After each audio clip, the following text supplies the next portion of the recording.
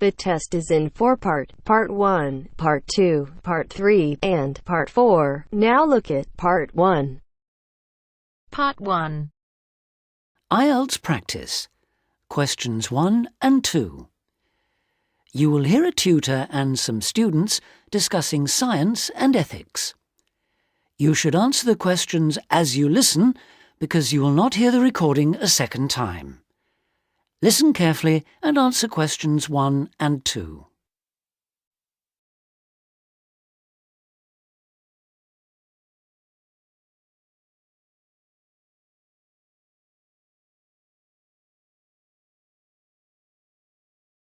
And answer questions 1 and 2.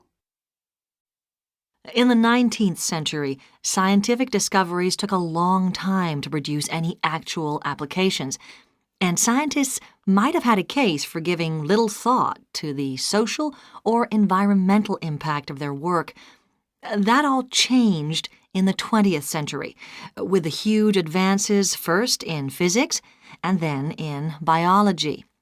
Science started to play a much more important role in our lives, and the relationship between scientists and society became much closer. Many scientists became increasingly concerned about the ethics of what they were doing, as they quickly saw the consequences. The benefits, such as vastly improved crop yields and the eradication of diseases like bubonic plague, but also terrible damage in the form of pollution and chemical weapons. Yes, but some scientists still claim even today that their only duty is to make public the findings of their research. They need to do that, of course, but I think the key points are that they ought to stop making any distinction between pure science and applied science, because in practical terms it no longer exists. And also, they must accept full responsibility for the consequences of their work. Now listen and answer questions 3 to 10.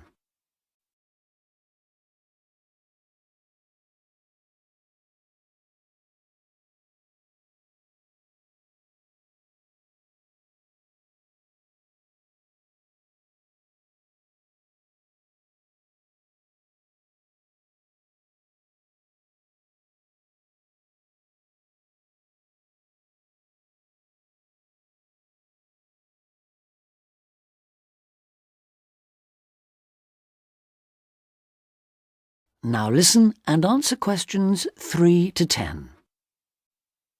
Let's explore that last point a little further. How can scientists put that responsibility into practice? By educating the public, particularly through the media and at the workplace. Another thing they must do is advise on what might one day go wrong as a result of what they're coming up with now. That seems essential. And just as importantly, if and when things do go wrong, they need to sort them out, especially where the fault lies with the original research. How do you feel about the international role of scientists, given that their work crosses frontiers so readily? I think it gives them, or at least should give them, a global view. In this respect, some of them are better placed than many politicians to see how new discoveries are likely to affect particular parts of the world. But will the politicians listen? Probably not. But I'm not suggesting getting involved with politics or politicians. Much better to raise the public's awareness of scientific issues so they can put the pressure on at election time. There's a problem here, though, isn't there, with the way the public sees scientists. They're all either mad or bad. That's something they need to work on, definitely. To regain public trust, they'll have to show they're accountable, and that science is about improving people's lives. That may not be so easy. What do you think are the areas in science that really worry people these days? Science in agriculture, above all. There's been all this media hysteria about Frankenstein foods, but there is a genuine issue here. Whether adding specific genes to plants is a valid way of increasing food production, or whether it risks the appearance of new diseases, of superweeds and pests. Which links it to another controversy, using chemicals to control pests. And that's something else that was at first thought to be harmless, but we now know that the careless spraying of crops has led to all kinds of health problems for people. plus a devastating loss of biodiversity, with huge numbers of insects, birds and mammals simply disappearing from the countryside, fish dying in poisoned rivers and so on. And of course, if we're talking about death on a massive scale, then we have to mention the role of science in enabling the military to wage chemical and biological and nuclear warfare, which has destroyed life in so many parts of the world. Okay, I think we've identified some major topics there. There's something I'd like to add, if I may. Sure, it's important for scientists and future scientists to talk about major issues like these, but we might also want to look at what we can do or not do in our everyday lives, particularly as many of us will be earning more money than we actually need for basic necessities. I'm thinking here of things like burning fossil fuels by driving everywhere. What do you think? Well, something that scientists seem to do rather too often is take planes to distant places, which is highly damaging environmentally. For instance, to attend conferences on subjects like the disappearing ozone layer. When nowadays they could probably stay at work and use a video conferencing link anyway. Which may in fact be an example of how progress in computer science can impact positively on the environment. But going back to harmful things, what else can be done? Again, on the air transport theme, there are the huge distances a lot of consumer goods travel before they actually reach the shops in this country. This seems another extreme waste of energy, especially if much of what is being produced and carried is packaging. Perhaps it's worth shopping for more locally produced items.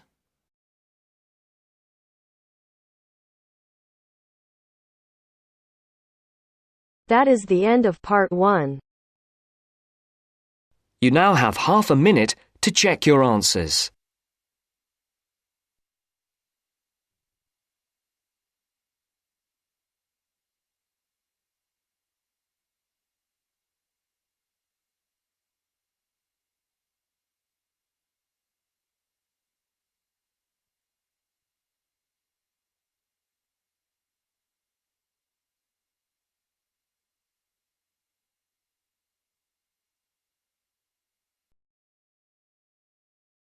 Now turns to part 2. Part 2. First, you have some time to look at questions 11 to 16.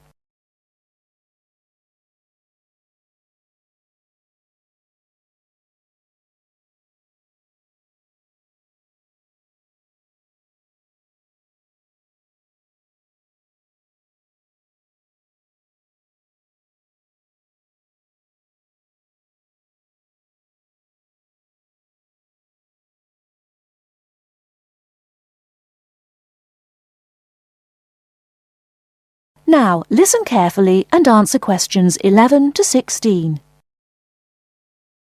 Hello, Sue. Fancy meeting you here. It is Sue Johnson, isn't it? Oh, hi, Jill. Must be ages since we've seen each other. What a surprise. How are you? Yes, well, I'm fine. I just got back from 2 years teaching in Hong Kong, actually. Oh, I thought you'd gone into computing or nursing. No, I ended up being a teacher after all. And how about you? Oh, fine. Things are going quite well, in fact.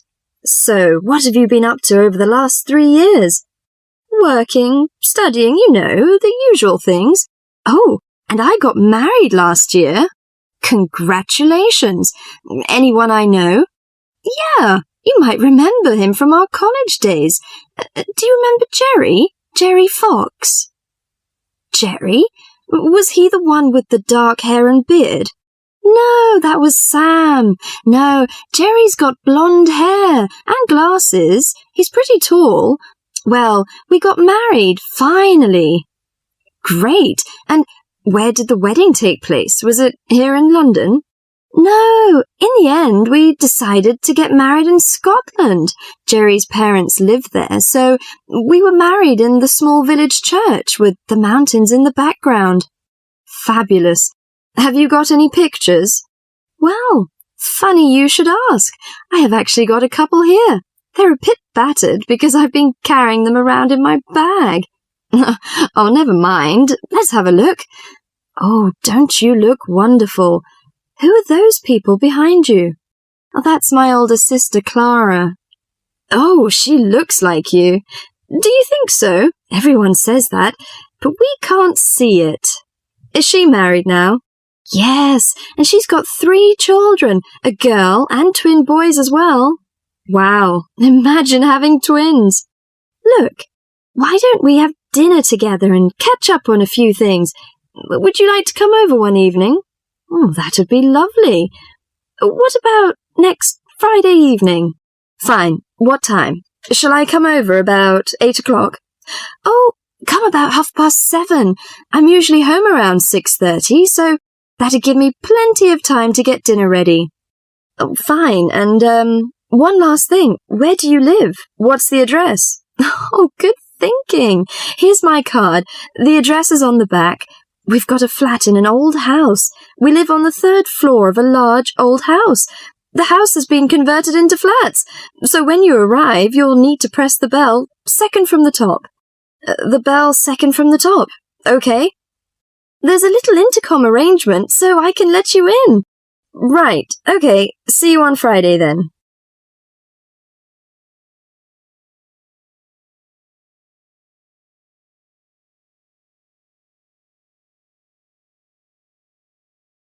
Before you hear the rest of the talk, you have some time to look at questions 17 to 20.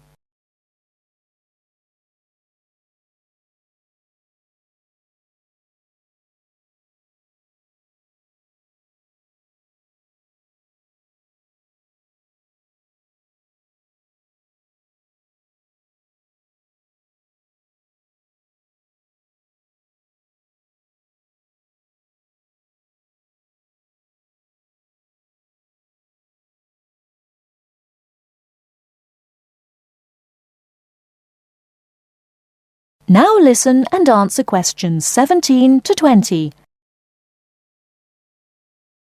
Welcome, Jill. This is my husband, Jerry. Jerry, this is Jill. Hi, Jill. Nice to meet you. Hi, Jerry. Well, let's come in and take a seat. Sue told me that you've just returned from Hong Kong. Was it a pleasant trip? What kind of city is it? Oh, well, Hong Kong enjoys a reputation for the flourishing business. It has a population of around 6.6 million. Much larger than that of Sydney, right? Sydney has a population of 4 million, I think. Yes, did you enjoy staying there? Well, being a metropolis has advantages. You get the latest films and music. There's always something going on, and there's such a wide variety of different people and cultures that it's difficult to get bored. Of course, all this has its downside. The cost of living is very expensive, and most people cannot afford to go out very often. So although the entertainment is available, you have to have a lot of money to enjoy it. Another problem is, like most big cities, there's a lot of crime. What about the weather? I suppose that it gets a lot of rain. Not always. In summer it's humid, but it's cool and dry in winter. The average temperature in June and July is about 91 degrees Fahrenheit, hotter than here. The best seasons are spring and autumn. They are mild and agreeable. Is there anything you particularly miss of staying there? Yes, the tasty local food is to my liking, especially the seafood. Hong Kong also enjoys the fame of a paradise for shopping, but I'm not very keen on that, you know. I suppose it must be your favourite. Most shopping malls in Hong Kong have longer opening hours than those in Sydney. Some are even open the whole night during the Christmas holidays. Oh, it sounds lovely. I hope I have a chance to travel there. And I can be your tour guide. Yes, that's great.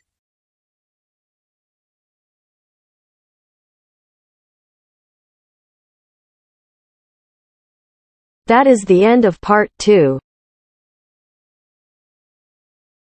You now have half a minute to check your answers.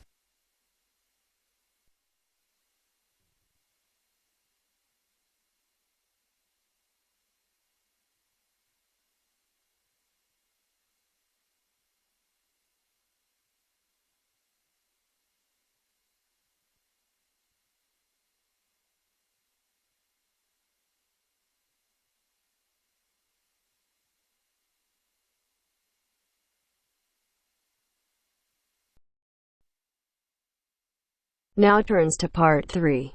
Part 3. You will hear a lecture about the history of the tomato. First, you have some time to look at questions 21 to 25.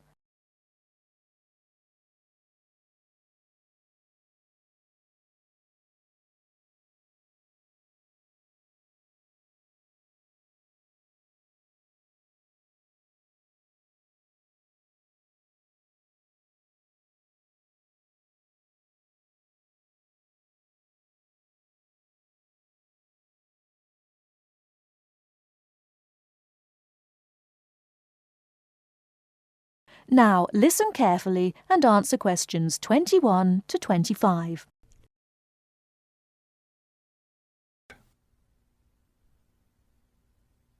The tomato is a popular vegetable, which figures in the cuisine of many countries around the world. It is particularly prominent in Italian cooking, but it was unknown in Europe until Spanish explorers brought it back from the Americas. The tomato originated in the highlands of Peru. From there, it eventually found its way to Mexico, where it was cultivated by the Aztecs. The Aztec tomato wasn't the large red vegetable we know today. Rather, it was small and yellow. When this small round fruit arrived in Italy, it was named golden apple for its bright yellow color. You'll notice I just called it a fruit. That's because a tomato is botanically a fruit, even though most everyone calls it a vegetable. The actual word tomato comes from the Aztec name for the vegetable, meaning plump thing. The tomato arrived in Europe in the 1500s and quickly became a popular food in Spain and Italy. In the late 1600s, the Italians began publishing recipes that used tomatoes. The British, however, had a different attitude toward the vegetable. It was grown as an ornamental plant in Britain in the 1600s, but it wasn't eaten because it was thought to be poisonous. It wasn't until the 1700s that tomatoes became part of the daily diet in Britain.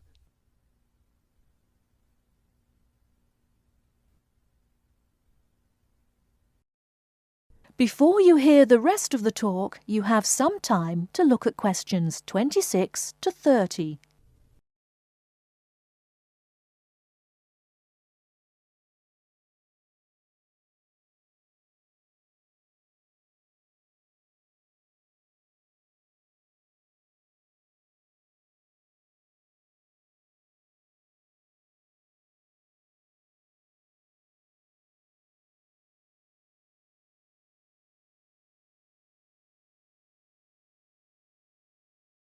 Now listen and answer questions 26 to 30. In the United States, tomatoes were also used as ornamental plants rather than as food for a long time. This attitude began to change in the 1800s. In 1806, a gardener's calendar mentioned that tomatoes could be used to improve the flavor of soups and other foods. Thomas Jefferson did much to enhance the tomato's reputation as a food.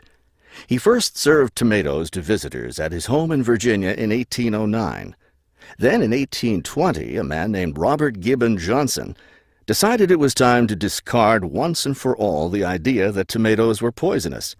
To prove his point, he ate 1 kilo of ripe red tomatoes in public. 2,000 people gathered to watch this feat, which took place on the steps of the courthouse in Salem, Massachusetts. Amazingly enough, Johnson survived this stunt. The popularity of the tomato as a food began growing rapidly. Soon people all around the country were eating tomatoes. By the 1830s, American newspapers and magazines were publishing thousands of tomato recipes. However, all those recipes involved using tomatoes in some cooked form.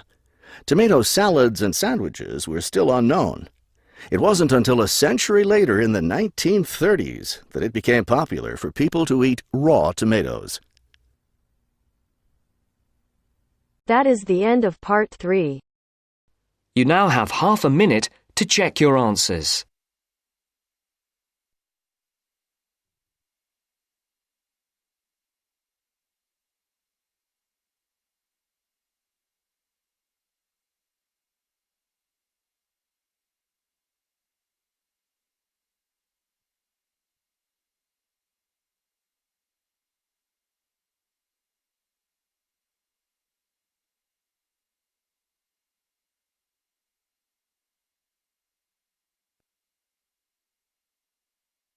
Now turns to Part 4. Part 4. 4. You will hear an extract from an introductory talk given to a group of students who have just entered a university residential college. The speaker is the principal of the college. Listen to what the speaker says and answer questions. First, you have some time to look at questions 31 to 40.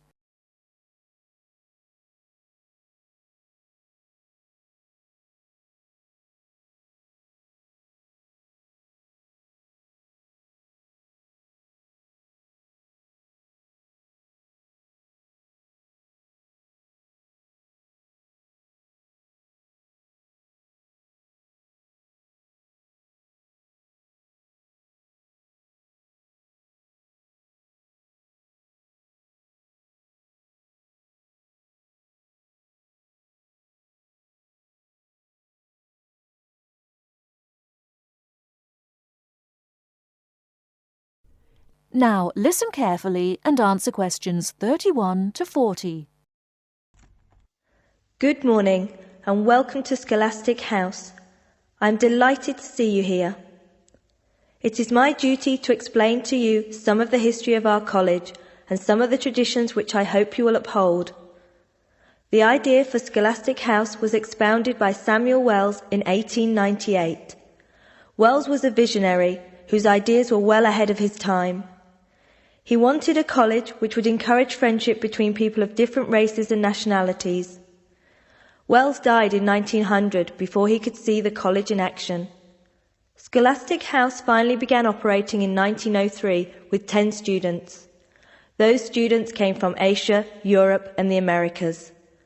At that time, Scholastic House accepted only male students, although it has been co-educational since 1963.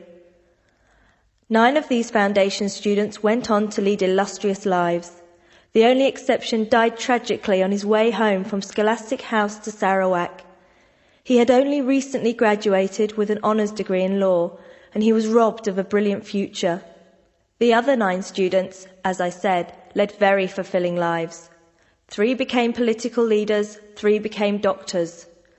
Perhaps the most famous graduate became a university teacher and was responsible for the introduction of modern teaching training methods in his country.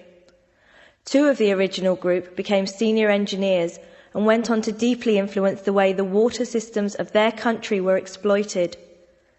The college ran into hard times during the period of the Great War, 1914 to 1918, when the charter of the college was interpreted to mean that neither students nor staff could take part in the war effort. Many people felt that this indicated a lack of national spirit, and the walls of the college were frequently marked with graffiti. Meantime, outside the college, tens of thousands of young men went away to fight in Europe, never to return.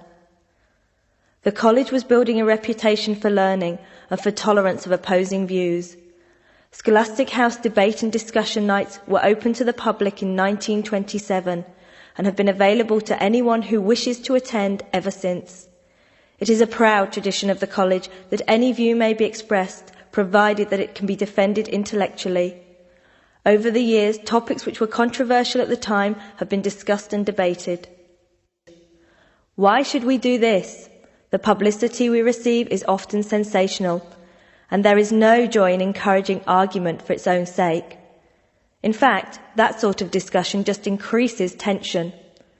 The only legitimate reason for our behaviour is that it casts light upon the topic in question and informs the debate. And controversial topics are the ones which most need informed attention. As the world forges ahead, we often find our scientists have outstripped our philosophers. We frequently develop scientific marvels without realizing their full implications. Nowhere is this more obvious than in medicine. We are now able to keep people alive far longer than before. But this medical ability must be measured in relation to the quality of those lives. I urge you to spend your time at Scholastic House wisely. You are the heirs of an excellent academic tradition of which we can all be justly proud. It is your responsibility to continue this tradition of querying where our world is going. Progress is not always upwards. I wish you every joy in your time here, and I hope that I will hear much well-informed debate from you.